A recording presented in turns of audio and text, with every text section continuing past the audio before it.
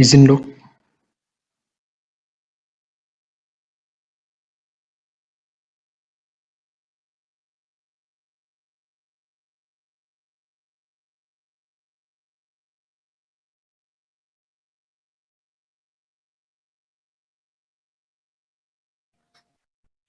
Permisi dokter, izin dokter belum unmute dok.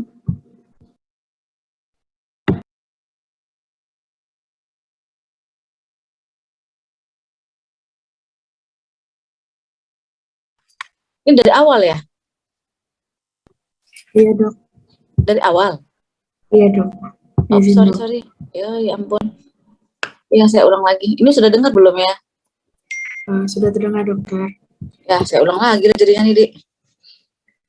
Oke, tekanan intraokuler adalah kalau kita kenal adalah tensi di mata. Di tensi di mata itu ada seperti tensi di badan. Ya, jadi kalau kita tensi di badan pakai Spigmo, pakai digital, kemudian semua orang bisa mengukur tekanan darahnya, tapi di mata hanya orang-orang yang terpapar ilmu medis ya yang bisa mengukurnya. Jadi kalau di badan ada tensi mata, maka di badan ada tensi tekanan darah, kalau di mata ada tensi mata atau tekanan intraokular ya. Tekanan intraokular itu ditentukan oleh 3 hal. Yang pertama adalah pembentukan produksi aqueous humor dan pengeluarannya, dan kemudian yang terakhir adalah tekanan pada vena sclera atau vena verticosa. Jadi ada air yang setiap detik diproduksi di dalam bola mata, dan ada air juga yang air tersebut akan dialirkan ke dinding-dinding dalam bola mata. Jadi bukan air yang mengalir pada saat nangis atau gembira, pada saat bukan. Jadi bola mata itu bulat untuk mempertahankan kondisi bulat pada mata itu oleh karena ada air yang tiap detik terproduksi dan tiap detik ada yang dibuang. Jadi ketegangan dinding-dinding bola mata itu tetap stabil. Nah ini ada namanya prosesus ciliaris atau musculus ciliaris, itu akan memproduksi aqueous humor.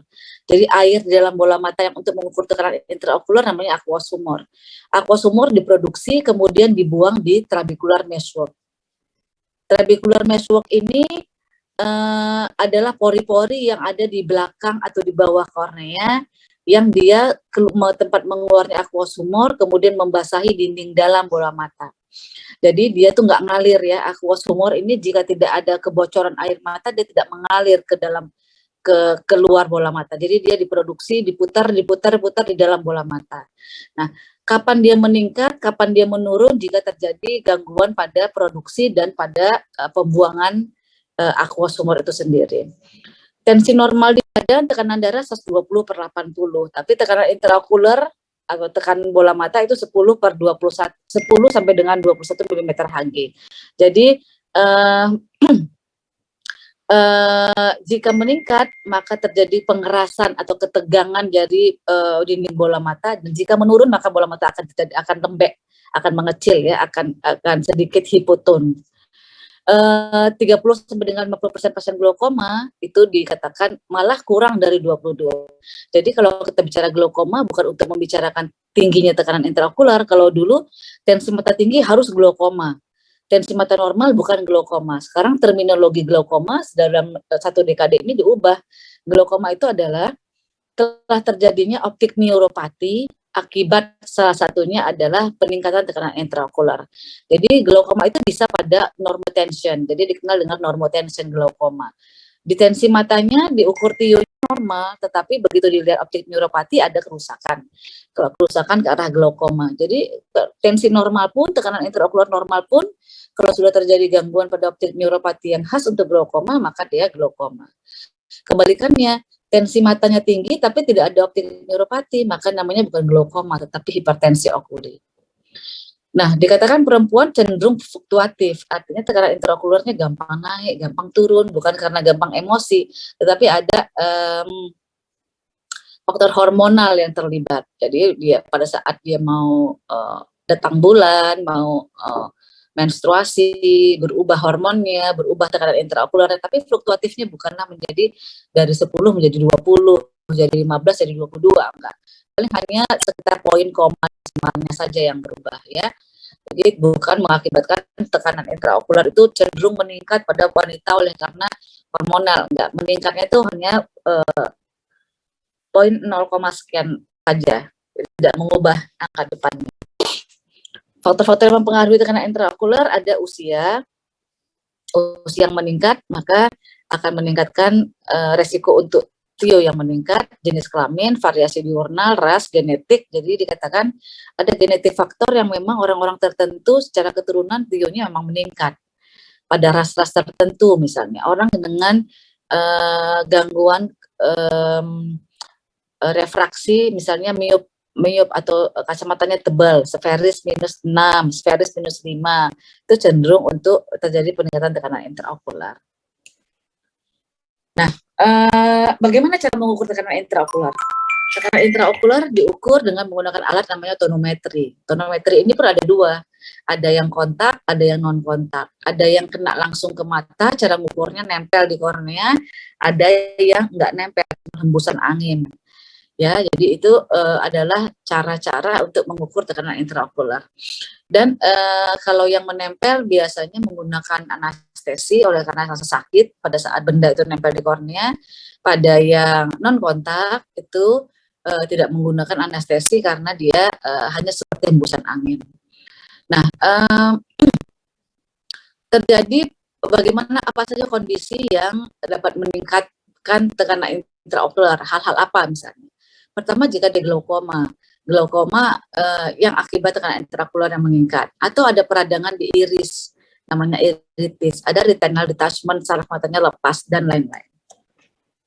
Nah, ini tadi yang saya katakan ada dua, ada yang kontak, ada yang non kontak, atau istilahnya bisa dibagi atas metode langsung dan metode tidak langsung.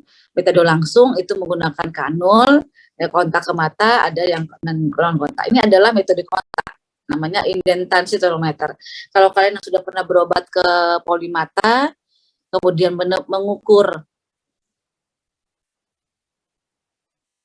tekanan intraokular dengan menggunakan alat ini namanya shots, tonometer shots. Tonometer shots ini tonometer yang dikontak atau diletakkan, disandarkan di atas permukaan kornea. Jadi membutuhkan kerjasama dengan pasien. Jadi pasien biasanya suruh lihat ke atas, diberikan tetesan topikal anestesi, kemudian diletakkan alat ini di depan mata, di atas, persis di atas mata. Kemudian ada skala 0, 5, 10, 15. Yang skala ini jarumnya itu begitu diletakkan di kornea, dia akan langsung berpindah. Semakin kecil angka yang semakin ke kiri, artinya makin angka yang lebih kecil, maka tekanan intraokular semakin besar. Semakin bergerak dia ke angka yang lebih besar, ke 10, 15, 20, maka tekanan intraokular akan semakin kecil. Dan itu ada skalanya, ada bukunya. Jadi di kitnya itu, di tempat kotak kita membeli tonometer shots, ada tabelnya. Jika dia 7, berapa tekanan intraokularnya, berapa milimeter Hg, jika dia 2, jika dia 3, dan sebagainya.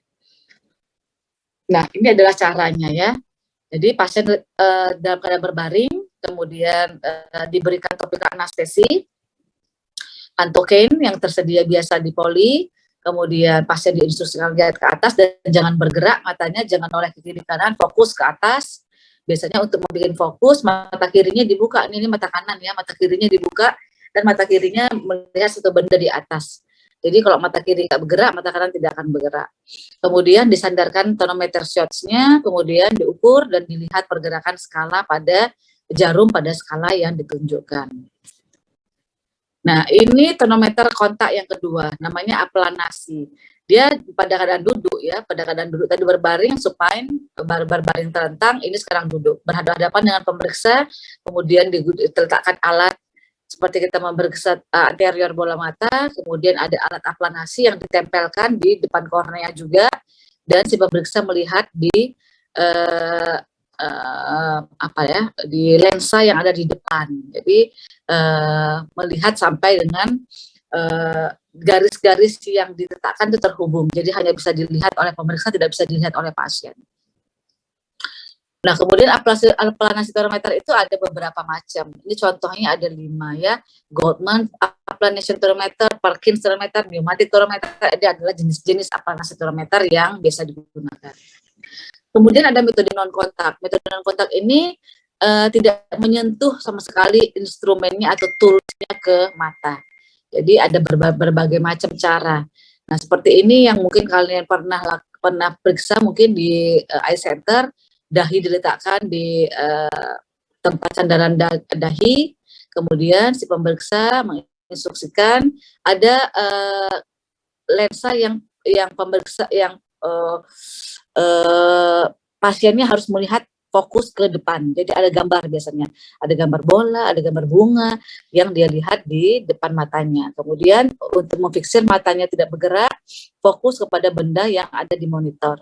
Kemudian si pemeriksa akan menekan ada seperti air puff. Jadi begitu fokus, begitu dia lihat sudah cocok ininya, letaknya dan kornya di depan, maka disemprotkan angin ya ke depan kornea, kemudian akan terlihat secara digital berapa tekanan intraokular. Nah, itu yang lazim digunakan. Namun kadang susah kooperatifnya oleh karena pasien sebelum dihembuskan anginnya sudah berkedip. Atau pada saat dihembuskan pasien berkedip. Oleh karena anginnya cukup deras juga itu. Jadi seperti tiupan. Jadi pasien biasanya harus diulang 2-3 kali oleh karena begitu kena angin dia berkedip, harus tetap melotot. Nah, kemudian torometer digital palpasi ini digunakan jika tidak ada alat sama sekali. Jadi kalau pasien datang ke puskesmas nggak ada torometer, kontak maupun kontak, apa yang bisa kami lakukan untuk melihat apakah tekanan intraokular meningkat apa tidak, misalnya. Maka ada namanya palpasi. Jadi menggunakan 2 jari telunjuk. Pasien diinstruksikan lihat ke bawah, kemudian 2 jari telunjuk menekan palpebra superior ya, apa namanya ya, kelopak mata atas. Jadi di mas jari telunjuk yang pertama menekan ke bawah, kemudian bergantian seperti jot-jotan itu ya. Nah, ada yang naik, ada yang turun. Nah, jika undulasinya antara jari yang ditekan dengan jari yang naik itu keras, artinya tidak begitu lunak, maka tekanan intraokular akan meningkat. Nah, seperti ini lebih kurang. Jadi pasien lihat ke bawah bukan merem, kemudian 2 jari telunjuk mengusuk ya, memasas, melakukan penekanan secara bergantian pada bola mata yang ada di bawah. Jika undulasinya lembut dan cukup naik turunnya cukup nyaman, kita cukup lunak, maka tekanan intraokular normal. Namun jika tidak terjadi keras ya, tidak ada undulasinya, jika dibandingkan kiri dan kanan, jika dibandingkan mata kita yang normal, maka tekanan intraokular yang meningkat. Bagaimana cara mengukurnya? Apakah dia berapa angkanya? Tidak bisa. Pada yang palpasi ini cara yang paling praktis yang semua orang bisa lakukan, tapi hanya N+1, N+2, N+3 dan sebagainya interpretasinya. Artinya kalau normal 12 mungkin dia hanya naiknya, kalau normal 21 mungkin dia naiknya 21,5, 22, jadi N+1 hanya naik sedikit ya. Jadi hanya memberikan angka N plus atau N minus. Jika dia lunak maka dia N minus, jika dia keras maka dia N+1, N+2 dan sebagainya. Ayo Dik, saya buka forum diskusi. Jika ada yang ingin ditanyakan